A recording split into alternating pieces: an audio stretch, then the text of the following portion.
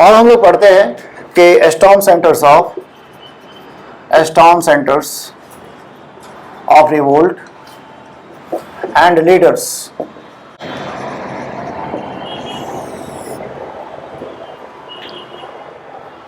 तो हम लोग पहले आते हैं Delhi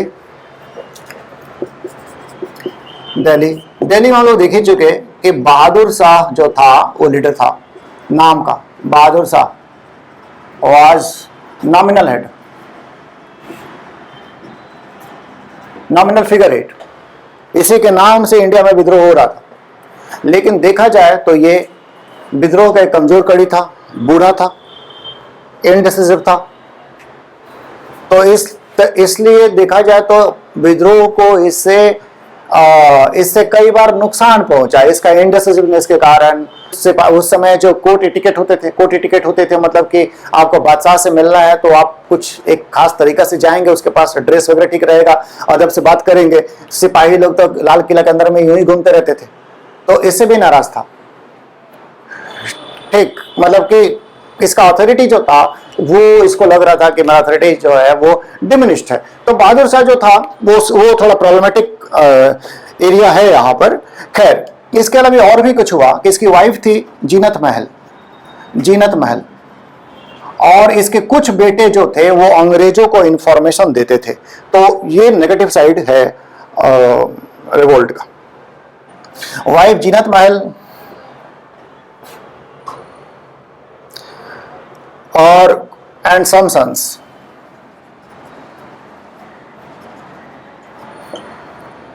helped British, actually information pass कर, कुछ अंग्रेजों को इंफॉर्मेशन दे करके ये लोग ब्रिटिश को हेल्प कर दिए थे। यहां पर एक दूसरा आदमी था, उसका नाम था बख्त खां।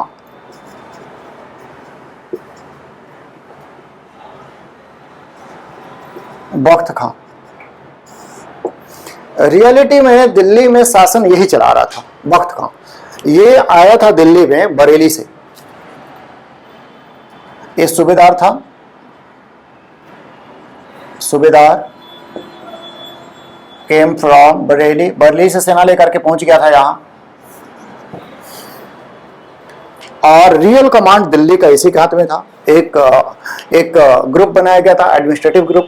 ये जो एडमिनिस्ट्रेटिव ग्रुप था इसमें 10 लोग थे, और 10 लोग में से 6 जो थे वो सेना के थे।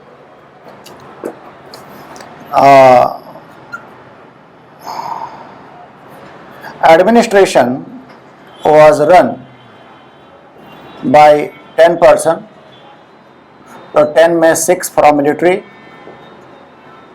and 4 civilians। हाँ, बख्त खां जो था यह दिल्ली का मेन आदमी था। जब सितंबर में दिल्ली पर अंग्रेज लोग वापस कब्जा ले लिए 3 महीना बाद, तो ये जो था ये चला गया लखनऊ, मूव टू लखनऊ, और वहां पर अंग्रेजों से फाइट किया, और 13 मई को 1859 में फाइनली इसका डेथ होता है बख्त खां का। तो दिल्ली से हम लोग चलते कानपुर। तो कानपुर और लखनऊ।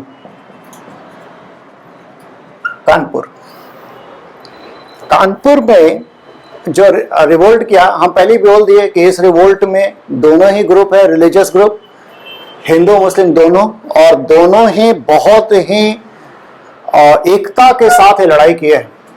और बहादुर शाह को दोनों ही ग्रुप मानने के लिए रेडी थे कि ये बादशाह होगा। ठीक है, तो वो जो कॉम्युनल एक एंगल जो हमारे देश में कभी कभी दिखने लगता है, वो एंगल इस टाइम में नहीं दिख रहा था। तो यहां पर जो रिवोल्ट करने वाला पर्सन था, he was नाना साहेब।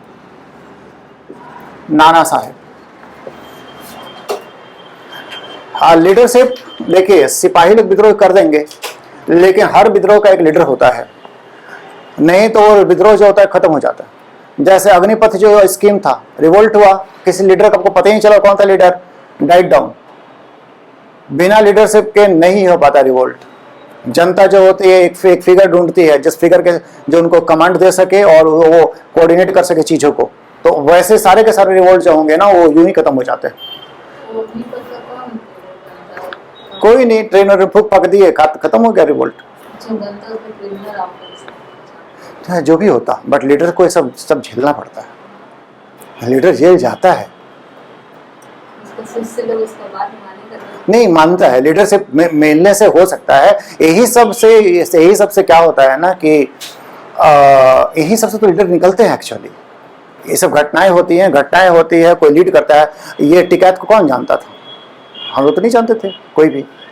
अचानक से लीडरशिप में क्या किसान लोग लीडरलेस टाइप के दिख रहे। तब को याद होगा शुरू में कोई लीडर ऐसे दिख नहीं रहा था।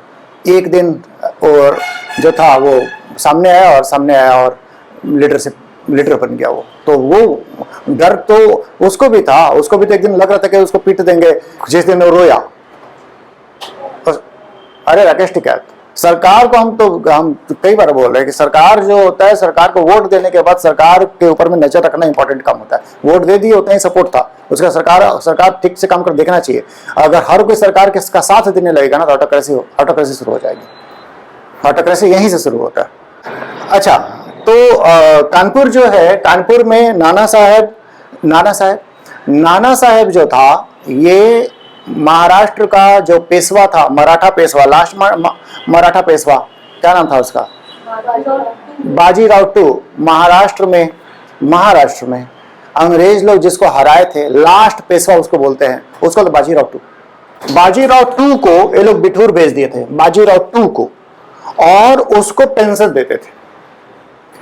और नाना साहब जो था, ये बाजीराव का अडॉप्टेड सन था, नॉट सन, अडॉप्टेड सन। तो इसको अंग्रेज लोग पेंशन देने से मना कर दिया। बाजीराव वाला जो पेंशन था इसको देने से मना कर दिया। ठीक है, तो नाना साहब जो था, बिठूर का नाना साहब, ये नाराज था क्योंकि अंग्रेज लोग इसको अपना जो खानदानी पेंशन था, अडॉप्टेड सन को बंद कर दिए, इससे नाराज था। हाँ, तो हम बात कर रहे थे कि सिपाहियों को जरूरत होता है लीडर का। तो सिपाही लोग जो थे वो नाना साहब को लीडर बनाए, नाना साहब लीडरशिप लिया और यहां पर रिवोल्ट हुआ। कानपुर से भी जो ब्रिटिश कमांड था वो खत्म हो गया।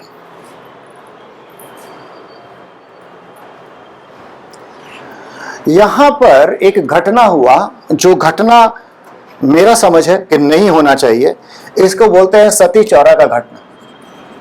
सती चौरा, क्योंकि ऐसे इंडियन ट्रेडिशन भी बोलते हैं कि लड़ाई भी जो होता है वो इथिकल होना चाहिए। यूपीएससी में तो इथिक्स का चैप्टर भी है, लेकिन हमारे इंडियन सिस्टम जो है वही बोलता है कि लड़ाई में भी इथिक्स होना चाहिए। जैसे कि आप सुने होंगे कि अंधेरा के बाद हमला नहीं करना है, ये इंडिया का ऐसा वार के नियम थे।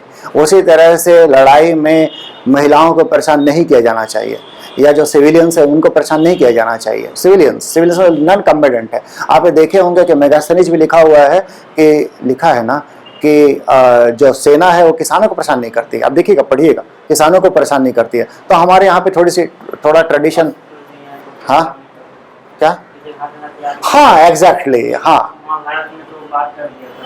मतलब ये सिद्धांत थे, जीतने वाला सिद्धांत का थोड़े पालन करता है। तो सिद्धांत तो वो सिद्धांत ही होते हैं, जीतने वाला तो फिर जो मतलब इन प्रकार। सती चौरा में क्या हुआ था कि आपको पता है कि अंग्रेज लोग या कोई भी जो सेना होती है वो किला में होती है। तो किला के अंदर में अंग्रेज लोग थे, अंग्रेज लोग घेर लिए गए थे। नेगोशिएशन हुआ कि तुम लोगों को जाने देंगे, यहां से चले जाओ, मतलब तुम लोग तो हार चुका ही है, अब तुम लोग को जाने देंगे। तो जाने देंगे तो अंग्रेज लोग, महिलाएं, बच्चे सब निकले और गंगा में नाव पर बैठे। और जब वो नाव से गंगा पार कर रहे थे, उसी टाइम में उनके ऊपर में नाना साहब के जो सिपाही थे वो गोली चला। यानी कि वादा सिर्फ पैसेज का दे करके भी अटैक कर दिया। सती चौरा में ये अटैक हुआ। आगे बढ़ते हैं। इसका एक सिपाही था तात्या टोपे। अच्छा, नाना साहब का एक दूसरा नाम था, इसका नाम था ढोंढू पंत। इसका एक सिपाही था, इसका नाम था तात्या टोपे।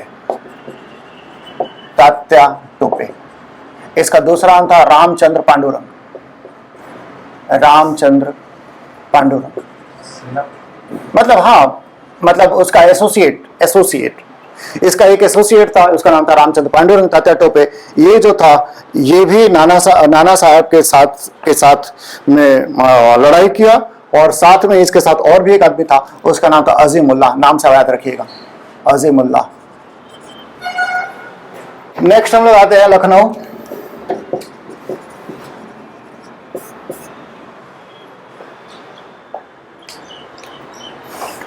लखनऊ में तो वाजिद अली शाह को उठा के 1856 में अंग्रेज लोग ले गए थे कलकत्ता। हाँ, उसको लेके गए थे कलकत्ता, और इसकी वाइफ जो थी बेगम हजरत महल, वो नेतृत्व के सिपाहियों का। बेगम हजरत महल, बेगम हजरत महल क्या की, अपना बेटा था बिरजिस कद्र, उसको वो गद्दी पे बैठाई और उसके नाम से रूल करना शुरू किया।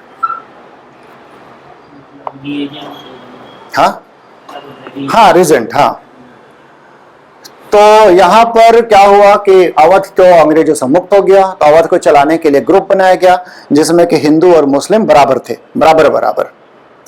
यहां पर जो ब्रिटिश रेजिडेंट था उस रेजिडेंट को जला दिया गया, जिसमें कि हेनरी लॉरेंस जो था वो जिंदा जल गया। इसको अंग्रेज लोग मुक्त करा पाए मार्च 1858 में। मार्च 1858 हजरत महल जो थी वो नेपाल भाग गई।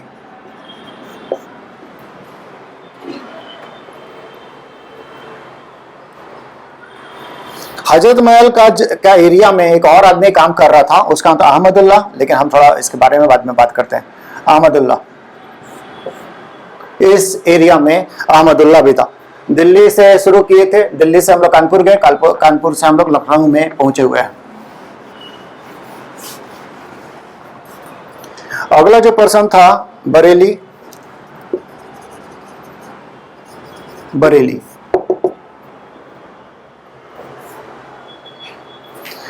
बरेली में था खान बहादुर, नाम से याद जरूर कीजिएगा, खान बहादुर।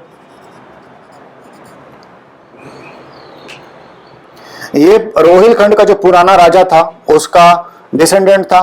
पेंशन इसको पसंद नहीं था, और ये बरेली में अंग्रेजों के खिलाफ में रिवोल्ट किया। बिहार में तो आप लोग ज़्यादा ही पढ़ते हैं, तो हाँ, हम शॉर्ट में बता दे रहे हैं। जगदीश, आप लोग ज़्यादा पढ़ लीजिएगा। जगदीशपुर में जो पुराना जमींदार था कुंवर सिंह, इसका जमींदारी छिन गया था। कुंवर सिंह ये रिवोल्ट किया।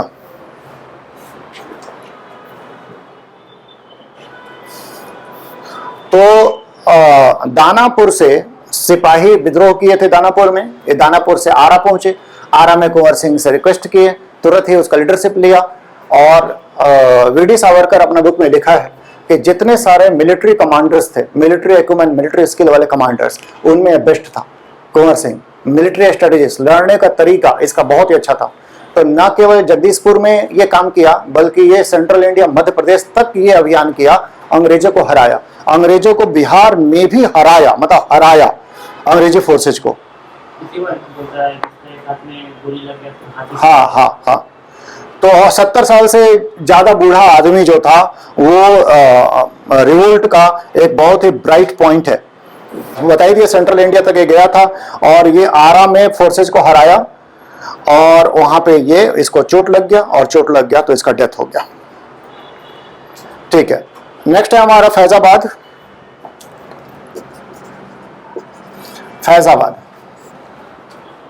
यहां पर जो आदमी था, बड़ा इंटरेस्टिंग पर्सन हम लोग को दिखता है, हेज अहमदुल्ला, मौलवी अहमदुल्ला। ये जो था साउथ इंडियन था, हैदराबाद में पढ़ा लिखा था, हैदराबाद।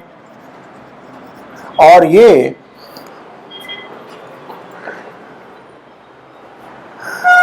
एक उपदेशक बन गया और ये अंग्रेजों के खिलाफ में जिहाद का घोषणा किया। इसको लोग जादुई शक्तियों से लैस मानते थे और ऐसा मानते थे कि इसको हराया नहीं जा सकता। एक तरह का इनविंसिबिलिटी लोग ऐसा करते थे। बिरसा मुंडा को याद कीजिए, ठीक, लोग ऐसा सोचते थे कि ये जो है इसको, ये तो जादुई शक्ति है, ये हारेगा नहीं। और ये घोषणा किया था कि ब्रिटिश राज का अंत आ रहा है। तो लोग जो था इस उम्मीद में कि तो हारेगा नहीं, इसके पीछे पीछे हो ली। और ये जब अंग्रेजों के खिलाफ में 1857 से पहले ही ये माहौल तैयार कर रहा था, मतलब रिवोल्ट हुआ नहीं था, उसके पहले ये माहौल तैयार कर रहा था। और रिवोल्ट से पहले ही इसको जेल में डाल दिए थे अंग्रेज लोग। तो इसको लोग बोलते थे डंका साह। डंका साह, डंका साह बोलते थे क्योंकि ये जब भी गुजरता था तो वहां पर डंका बजाने वाले लोग, ये पालकी में चलता था, तो पालकी में चलता था, डंका बजाने वाले लोग इसका डंका काके डंड डंड डंड डंड डंड बजाते रहते थे। पीछे पीछे भी डंड डंड डंड बजाते रहते थे और उससे लोगों को पता चल जाता था कि डंका साह आ गया है। तो लोग पहुंच जाते थे इसके पास, फिर उपदेश देता था, फिर ये चल देता था। तो अहमदुल्लाह को लोग डंका साह के नाम से ज्यादा जानते थे। ठीक, आप लोग तो पता ही है, मदारी भी आता है तो डम डम डम डम डम डम करता है, लोगों को पता चल जाता है। तो इसका मतलब आवाज, पहले तो आवाज का तो यही सिस्टम था ना कि पहले वो भी था, और आते थे वो लेकर के यहाँ लटका करके, हाँ नगाड़ा लटका करके डम done done done done done done done, सुनो सुनो सुनो, तो उस तरह से होता था आदेश। अच्छा, छोटा भीम, अच्छा अच्छा अच्छा। खैर, तो फैजाबाद में ये जो आदमी था, ये ब्रिटिश के खिलाफ में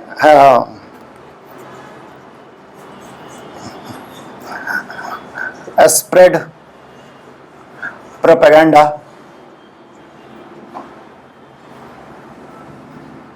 against the British, against the British। तो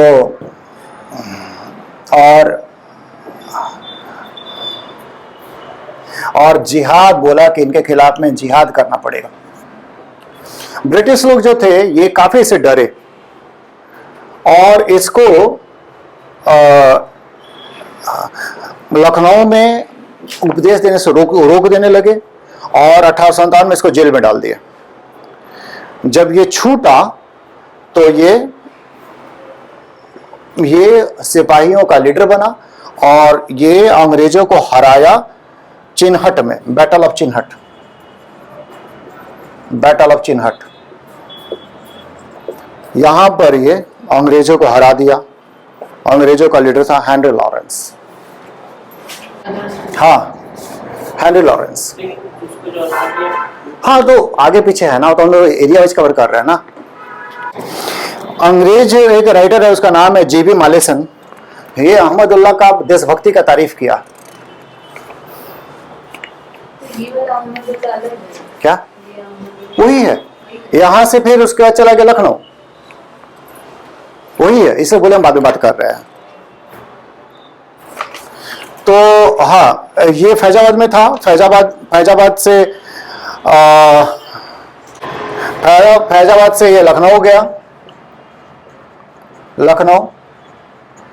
लखनऊ से ये, लखनऊ में जब ब्रिटिश फोर्सेस कब्जा कर ली तो रोहिलखंड गया। रोहिलखंड, ठीक है, लखनऊ गया। लखनऊ मतलब एक अच्छा खासा मतलब रिवोल्ट किया है ये। और यहाँ पर इसको एक जगन्नाथ सिंह नाम का आदमी था, ये इसको मार डाला, जो ब्रिटिश लोगों के तरफ से काम कर रहा था। जगन्नाथ सिंह,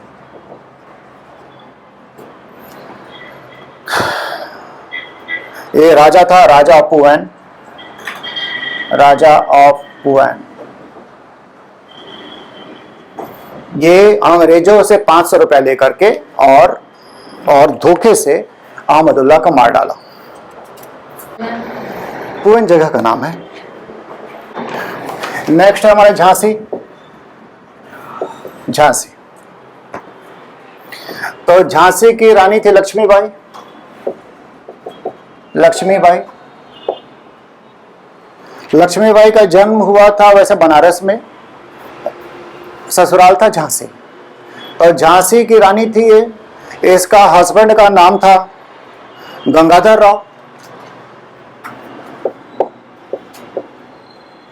गंगाधर राव, और इनका कोई बच्चा नहीं था। गंगाधर राव का डेथ हो गया, तो ये चाहती थी कि इनका जो अडॉप्टेड सन है उसको दामोदर राव, इसको अंग्रेज लोग झांसी का गद्दी का वारिस मान ले। चूंकि डलहौजी डॉक्ट्रिन ऑफ लैप्स के कारण वो अडॉप्टेड सन को नहीं मानता था कि ये उत्तराधिकारी हो सकता है, इसलिए झांसी का राज्य जो था वो हाथ से निकल गया था। ठीक है, ये लोग दामोदर राव को ये लोग अंग्रेज लोग नहीं एक्सेप्ट किए। तो जब रिवोल्ट हुआ तो रानी थोड़ा सा वैसिलेट की वो एक शर्त लगाने की कोशिश की अंग्रेजों पे कि हम अंग्रेजों का अधीनता स्वीकार कर सकते हैं अगर मेरा अडॉप्टेड सन को राजा मान लिया जाए। मतलब ऐसा नहीं कि रिवोल्ट में तुरंत से कूद पड़ी है, पहले वो देखी कि मेरा क्या मेरा बात अंग्रेज लोग मान लेंगे। लेकिन जब एक बार क्लियर हो गया कि अंग्रेज लोग बात नहीं मानेंगे, तो ये फिर पूरा ताकत के साथ, पूरा कमिटमेंट के साथ इस विद्रोह में कूद पड़ी। तो झांसी में ये विद्रोह की है। झांसी से जब अंग्रेज लोग हरा दिए तो ये मूव कर गई ग्वालियर की सेना भी, और इसी टाइम में तात्या टोपे किस जगह पे था? कानपुर में। वहां से वो भी मूव कर चुका था, सेंट्रल इंडिया आ चुका था, और दोनों मूव करके पहुंचे ग्वालियर। और ग्वालियर के 20,000 सैनिक जो थे वो इनको ज्वाइन किए। झांसी की अपनी सेना, ग्वालियर के 20,000 सैनिक, और इंदौर के भी कुछ सैनिक इनको ज्वाइन किए। अब हमारे पास इंपॉर्टेंट बात यह है कि ये जो 20,000 सैनिक ग्वालियर के थे, ये रियलिटी में सिंधिया के सैनिक थे। सिंधिया जो था वो रिवोल्ट में अंग्रेजों का साथ देना पसंद किया और वो आगरा भाग गया, और यहां के सैनिकों को वो पूरा कोशिश करता रहा कि ये जो सैनिक है और यहाँ के लोग विद्रोह में पार्टिसिपेट न करें। ठीक, सिंधिया फैमिली का आज तक एक कहानी पीछा कर रहा है, आज तक। अभी रिसेंट में भी पीछा किया है। अभी रिसेंट में ही एक कुछ बात हुआ था तो लोग कुछ किसी के बारे में उल्टा पुल्टा बोला था। अभी क्या नाम है इसका,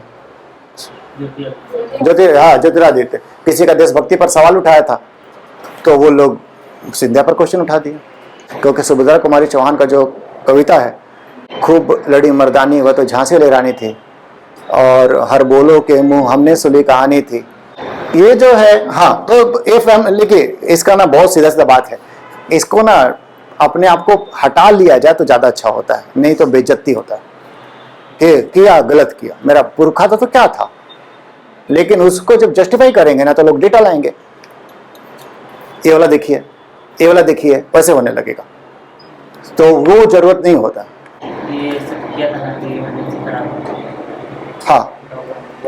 हाँ, तो वो बहुत ज्यादा अच्छा है। वो उसमें लोग ना शांत पड़ जाएंगे फिर कि मान तो लिया, लेकिन हाँ क्या, लेकिन यहाँ तो डेटा लाला के।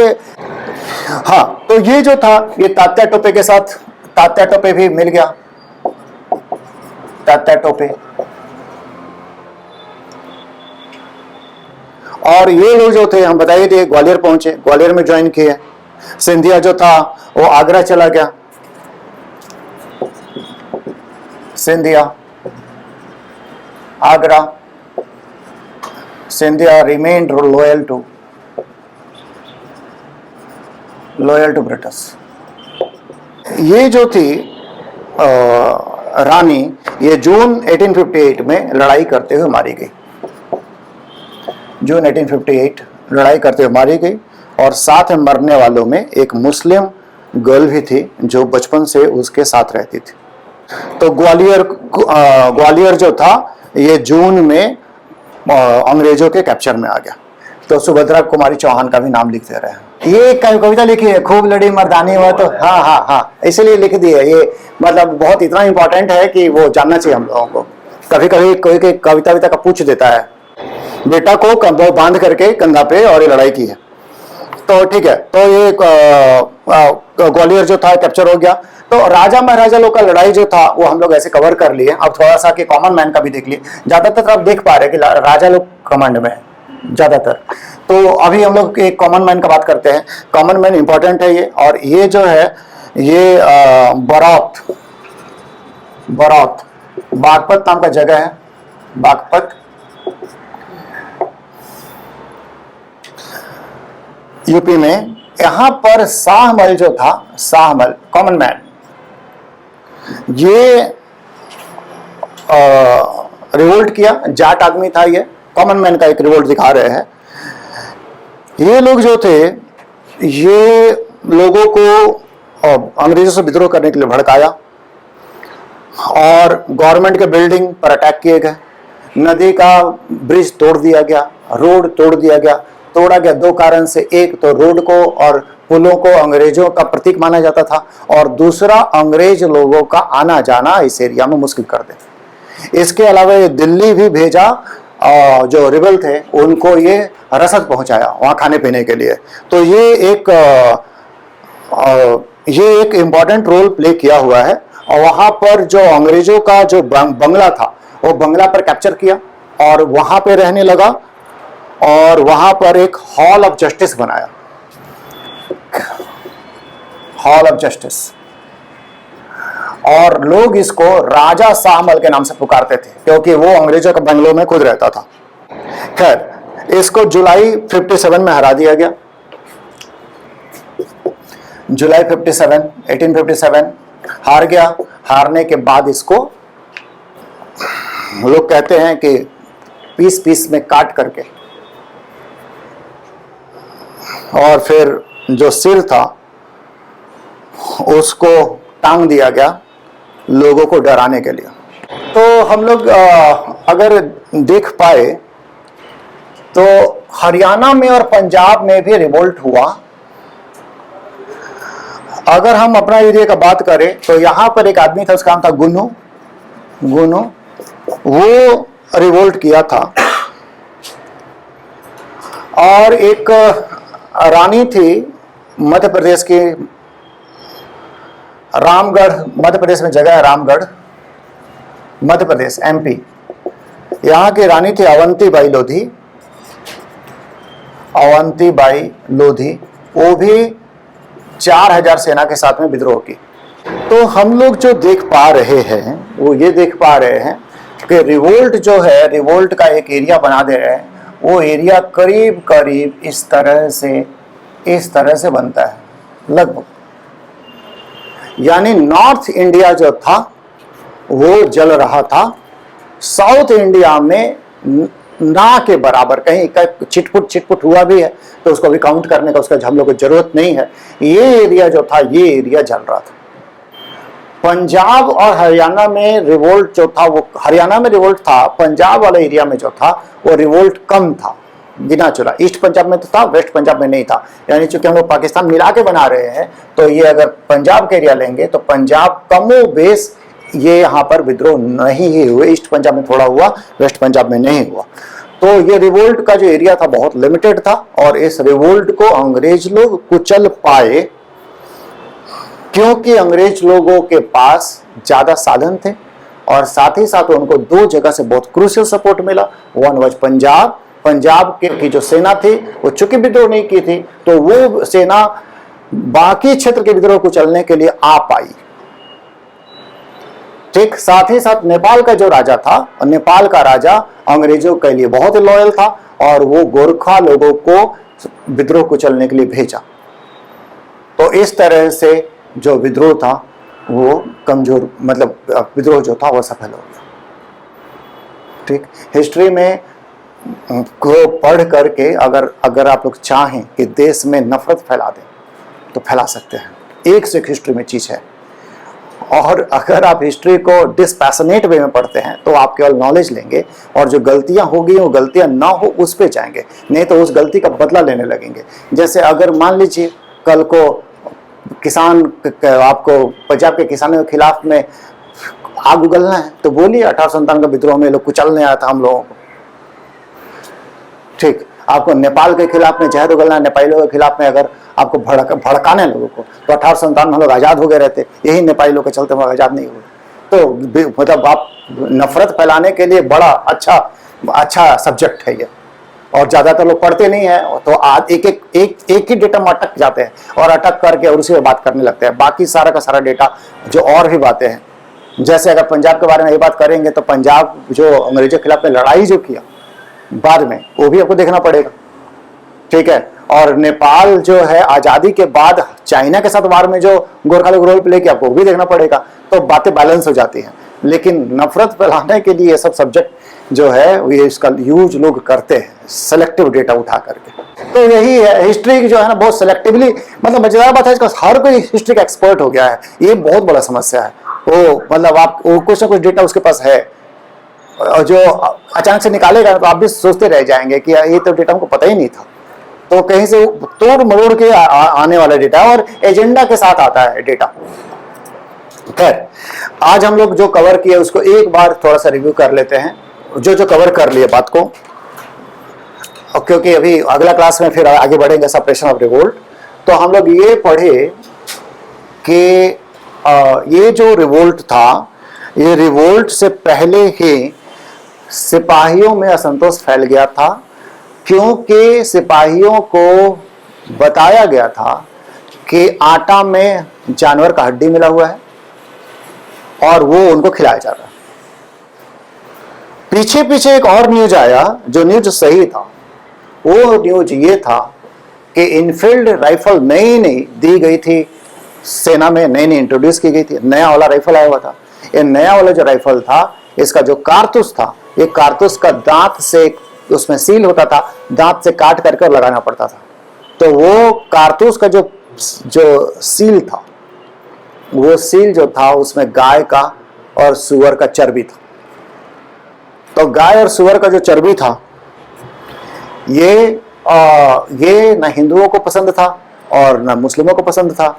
और वो ये बात जरूर है कि इस फिगर को अलाउ ही नहीं किया, मतलब कि जब ये लोग भड़क रहे थे तो इन लोगों को नहीं समझाया कि अरे गाय सुअर का नहीं है। उनको पता था गाय सुअर का है, लेकिन उनका नीड था शायद, तो पॉसिबल नीड था तो लगाए थे। लेकिन वो इतने लोग भड़क जाएंगे उनको क्या पता था। बल्कि अंग्रेज लोग ये सोच रहे थे ना कि ये जो विद्रोह है, मतलब ये जो असंतुष्टि है, वो असंतुष्टि धीरे धीरे करके खत्म हो जाएगी।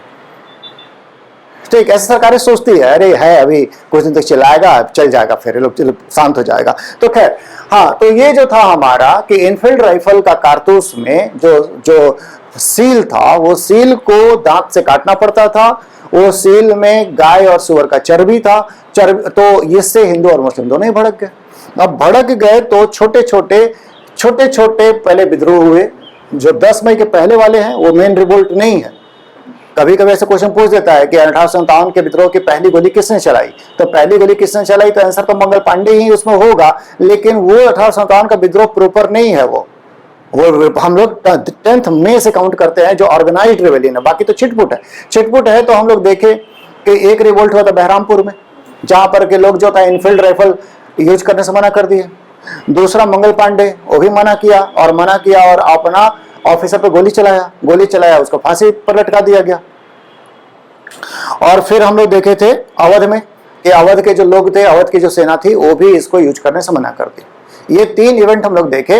और 3 इवेंट के बाद हम लोग देखे कि 24 अप्रैल को मेरठ में जो सेना थी, जो कैवलरी थी, यहाँ पर घुड़सवार सेना, ये घुड़सवार सेना मना कर दी यूज करने से। ग्रेस्ट कैटरिसेस हम नहीं यूज करेंगे तो इन लोगों को पकड़ करके जेल में डाल दिया गया। ये था 9 मई को जेल में डाला गया, डिसमिसल कर दिया गया। जेल सेना का बटालियन के अंदर ही होता है। ठीक, तो ये लोग जो थे 10 तारीख को अपने ऑफिसर लोग को गोली मार दिए। अंग्रेज ऑफिसर लोग मारे गए मेरठ में। और मेरठ में ये जो जेल है तोड़ दिए, जेल तोड़ करके और अपना सैनिकों को बाहर निकाले, बाहर निकाल करके घोड़ा पे सवार हुए और रात भर घोड़ा दौड़ा मेरठ से दिल्ली। सुबह सुबह पहुंच गए दिल्ली। दिल्ली पहुंच गए तो वहां पर बहादुर शाह जफर मिला इनको, लाल किला का गेट के सामने में हंगामा मचाने लगे। बहादुर शाह जफर जगा हुआ था क्योंकि रमजान का महीना था, सहरी करके उठा था तो देख रहा है कि सामने में सेना आई हुई है। सेना जो है घोड़ा और गन लेकर के हैं वहां पर। तो ये लोग उसको समझाएं कि हम लोग क्यों विद्रोह कर दिए, क्योंकि हमारा धर्म भ्रष्ट हो रहा है, धर्म भ्रष्ट हो रहा है, हिंदू मुस्लिम वो दोनों का धर्म भ्रष्ट हो रहा है, तो इसलिए हम लोग आपका आशीर्वाद चाहते हैं। तो बहादुर शाह जफर जो था वो थोड़ी देर के लिए वैसिलेट किया, क्या करे, एक तरफ में अंग्रेजों का पेंशन ले रहे हैं, दूसरी तरफ में सैनिक है और सैनिक ही कमांड में है। दिल्ली पर तो सैनिक कब्जा कर चुके हैं, तब तक एक और भी ग्रुप पहुंच चुका था, वो ग्रुप जो था दिल्ली पे कब्जा कर चुका था और दिल्ली में अंग्रेजों का सफाया किया जा चुका था। तो आखिरकार करना क्या है, तो बोला कि ठीक है हम एक लेटर निकालेंगे। एक लेटर निकाला कि सारे के सारे राजा महाराजाओं नवाबों से अपील की जाती है कि हम लोग हिंदू और मुसलमान जो है वो संयुक्त रूप से विद्रोह कर दिए हैं अंग्रेजों के खिलाफ में, आप लोग अंग्रेजों के खिलाफ में विद्रोह कीजिए, हम लोग भारत का एक संघ बनाएंगे। तो राजा महाराजा लोग जो थे वो उनको एक आशा का किरण दिख गया, क्योंकि अब अंग्रेज उनके ऊपर हावी थे। तो राजा महाराजा लोग जो थे वो ये सोचे कि बहादुर शाह को अगर अपना मिल जाता है राज, मकर बादशाह बनता है, तो हम लोग उसके पीछे पीछे राजा महाराजा नवाब बन जाएंगे। तो वो लोग भी साथ दे दिए। तो इस तरह से सप्ताह भर के अंदर 10 तारीख से करीब 17 तारीख तक थोड़ा शांति रहा। उसके बाद जो था वो बड़ा तेजी से रिवोल्ट फैला और एक के बाद एक जगह कैंटोनमेंट पे कैंटोनमेंट जो थे वो विद्रोह करते चले गए और विद्रोह करते चले गए। सिपाही तो विद्रोह किए, लेकिन सिपाहियों को नेता चाहिए था। नेता जो था वो यूजुअली सिविलियंस, जो आसपास के जो राजा महाराजा लोग थे, जो पावरफुल लोग थे, जो पुराने मतलब खानदानी लोग थे, वो खानदानी लोग जो थे वो लोग विद्रोह का नेतृत्व किए। तो विद्रोह का नेतृत्व किए और सैनिक लोग विद्रोह को जरूर शुरुआत किए थे, लेकिन बाद में इसमें जब जनता शामिल हो गई तो जनता का पाठ बड़ा हो गया। जनता अपना देसी हथियार से लड़ने लगी और जो हम ये एरिया पूरा का पूरा बनाए हुए हैं, ये पूरा एरिया जो था ये एरिया जल उठा, अंग्रेजों से मुक्त करा लिया गया। लगभग 3 महीना तक जो था दिल्ली अंग्रेजों से मुक्त रहा और अंग्रेजों को विद्रोह को पूरी तरह से कुचलने में हर जगह पे, हर सेंटर पे वो करीब 1 साल लग गया। तो हम लोग दिल्ली में देख रहे थे बहादुर शाह था। बहादुर शाह जो था ये बहादुर शाह वैसिलेटिंग था, लीडरशिप देने के लिए एबल नहीं था और इसकी वाइफ जीनत महल जो थी वो अंग्रेजों के साथ कुछ कम्युनिकेशन में थी, अंग्रेजों को कुछ सूचना दे रही थी, विद्रोह को कमजोर कर रही थी। दिल्ली में जो मेन लीडर था उसका नाम था बख्त खां। बख्त खां आया था बरेली से सेना लेकर के दिल्ली आया हुआ था और दिल्ली का शासन इसी के हाथ में था। 10 लोगों की कमेटी बना दिया था। 10 लोगों में 6 लोग मिलिट्री के थे, 4 लोग सिविलियन थे और दिल्ली का एडमिनिस्ट्रेशन देख रहे थे। फिर हम लोग देखें कि कानपुर में मराठा पेशवा बाजीराव टू, लास्ट पेशवा, उसका जो एडॉप्टेड सन था नाना साहेब, जिसका नाम था ढूंढू पंत। ये ढूंढू पंत जो था ये लीडरशिप लिया और लीडरशिप लेकर के अंग्रेजों को जो कानपुर का एरिया था अंग्रेजों से मुक्त कर दिया। यहाँ पर एक घटना होता है जिसको बोलते हैं सती घाट का घटना। सती घाट का जो घटना था उस घटना में अंग्रेज लोगों को सिर्फ पैसेज दे करके अंग्रेज फैमिलियों पर अटैक हुए। ये फैमिलियों पर अटैक का हम जो बता रहे थे कि मेरा समझ है कि फैमिली पर अटैक इट इज रॉन्ग। सेना होती तो उसको माना भी जा सकता था कि सेना को मार दी है, लेकिन ये तो फैमिली मेंबर्स थे। खैर एनीवे, ये हो गया हमारा कानपुर में इसका जो सहायक लोग था 2 लोग खास है, एक है हमारा तत्या टोपे और एक है अजीमुल्ला। ठीक, नेक्स्ट हम लोग चलते हैं लखनऊ में जो बेगम थी हजरत महल, वाजिद अली शाह की पत्नी। वाजिद अली शाह की पत्नी जो थी वो रिवोल्ट कर गई क्योंकि इसका वाजिद अली शाह को डलहौजी जो था उसका राज्य छीन लिया था on the basis of Mahal administration. तो वो देखिए अच्छा मौका है, सेना विद्रोह कर गई है, तो लीडरशिप वो दी बेगम हजरत महल अपना बेटा बिरजिस कदर को नवाब घोषित की और वो विद्रोह का नेतृत्व की। यहाँ पर लखनऊ से अंग्रेज सत्ता खत्म हो गया। यहाँ पर जो सत्ता चलाने वाले लोग थे उसमें हिंदू मुस्लिम बराबर थे और बाद में यहाँ पर अहमदुल्ला भी आ गया और अंग्रेजों के खिलाफ में विद्रोह का नेतृत्व किया। नेक्स्ट जगह हमारा फैजाबाद। फैजाबाद में जो आदमी है उसका नाम है अहमदुल्ला। अहमदुल्ला जो था साउथ इंडियन था, साउथ से ये मेंडिकेंट बन गया था, प्रीचर बन गया था, उपदेश देता रहता था। अंग्रेजों के खिलाफ में 1857 का विद्रोह से पहले ही माहौल फैजाबाद में वो बना चुका था। अंग्रेज लोग इसको 1857 में जेल में डाल दिए। जब जेल से छूटा तो फिर से ये अंग्रेजों के खिलाफ में प्रचार करने लगा। और हम बात कही थे कि आदमी जो था ये डंका लेकर के निकलता था, डंका लेकर के बजाते बजाते चलते थे और ये काफी पॉपुलर था। लोग मानते थे कि इसके पास जादुई शक्तियां हैं, इसको अंग्रेज हरा नहीं पाएंगे, और ये अंग्रेजों के खिलाफ में जिहाद का प्रचार कर रहा था। फाइनली ये कमांड लिया, फैजाबाद में सेना का कमांड लिया, अंग्रेजों को हराया। बैटल ऑफ चिनहट में ये अंग्रेजों को हराया और उसके बाद यहां से वो मूव करके लखनऊ में हार जाने के बाद रोहिलखंड गया और यहाँ पर जगन्नाथ सिंह नाम का राजा ऑफ पुणे जो था, जगन्नाथ सिंह का राजा था, ये अंग्रेजों से पैसा लेकर के और अहमदुल्ला को मरवा दिया। ठीक, नेक्स्ट है हमारा बिहार। तो बिहार में इसका नेतृत्व किया कुंवर सिंह पुराना जमींदार था, इसकी जमींदारी छीन चुकी थी। दानापुर से जब सेना पहुंची इसके पास में तो ये लीडरशिप ले लिया। लीडरशिप लेने के बाद ये बहुत अच्छा कमांड किया सेना को और न केवल बिहार में बल्कि मध्य प्रदेश तक जा करके ये अंग्रेजों को हराया। तात्या टोपे के साथ कोऑर्डिनेट किया। आरा में वापस आया, आरा में मारा गया। नेक्स्ट हमारा झांसी की जो रानी थी, झांसी की रानी चाहती थी कि इसका बेटा दामोदर राव जो इसका एडॉप्टेड सन था उसको अंग्रेज राजा मान ले। जब अंग्रेज राजा नहीं माने तो 1857 का विद्रोह में शामिल हो गई और बहुत वीरता के साथ ये लड़ाई की झांसी से तात्या टोपे के साथ ग्वालियर गई और ग्वालियर में भी विद्रोह का नेतृत्व किया। ग्वालियर का जो राजा था सिंधिया, ये सिंधिया अंग्रेजों के साथ मिल गया, वहां से भाग गया। अपनी सेना को वो विद्रोह में मिल न जाए इसके लिए कोशिश किया और अंग्रेजों का एक्टिवली हेल्प किया। अंग्रेज लोग बड़े इसके ऋणी रहे। बाद में लिखते हैं कि अगर सिंधिया ना होता तो हम लोग तो बोरिया बिस्तर पैक कर लिया होता। तो हाँ, तो झांसी की रानी जो थी वो लड़ते लड़ते मारी गई। साथ में एक उसकी मुस्लिम फ्रेंड भी जो बचपन से रहती थी साथ में, वो भी मारी गई। ठीक है, एक और भी रानी का हम लोग नाम लिए थे मध्य प्रदेश में, अवंती बाई जो थी, ये भी 4000 सैनिकों के साथ में विद्रोह का नेतृत्व किया। तो हम लोग इस तरह से देख रहे हैं कि जमींदार, राजा, महाराजा, ये लोग लीडरशिप में, और एक लीडर जो है जो हम लोग पढ़ते बागपत का, ये कॉमन मैन है, जाट सामल, जो कि वहां पर अंग्रेज शासन को खत्म कर दिया बरौत में और वहां पर सरकारी बंगलों पे कब्जा कर लिया, वहां पर रहना शुरू किया। उसका नाम ही लोग राजा रख दिया, राजा शाहमल। और ये जो था आसपास में पुल तोड़ दिया, रोड तोड़ दिया और ताकि अंग्रेजों को आने जाने में परेशानी हो। साथ ही साथ उनका जो सिंबल है अंग्रेजों का सिंबल को खत्म कर रहा था और दिल्ली वो राशन भी भेजता था विद्रोहियों के लिए। इसको अंग्रेज लोग हरा करके इसको काट दिए और इसका सिर जो था ये पब्लिक डिस्प्ले में रखे। बुनू जो था सिंहभूम का था, सिंहभूम में रिवोल्ट किया था और छोटे छिटपुट कुछ रिवोल्ट और भी हुए हैं, लेकिन यही हमारा एरिया है और मेन स्टॉर्म सेंटर्स और लीडर के बारे में आप लोग को बता दिया।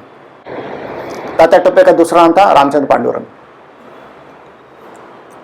ठीक है, अब फिर आगे आप लोग अपना बुक से पढ़िएगा, इसको बुक में सब मिलेगा। जो नहीं मिलेगा वो डेटा हम सब लिख दिए हैं, काम का डेटा मिला करके वहीं पे नोट कर लीजिए।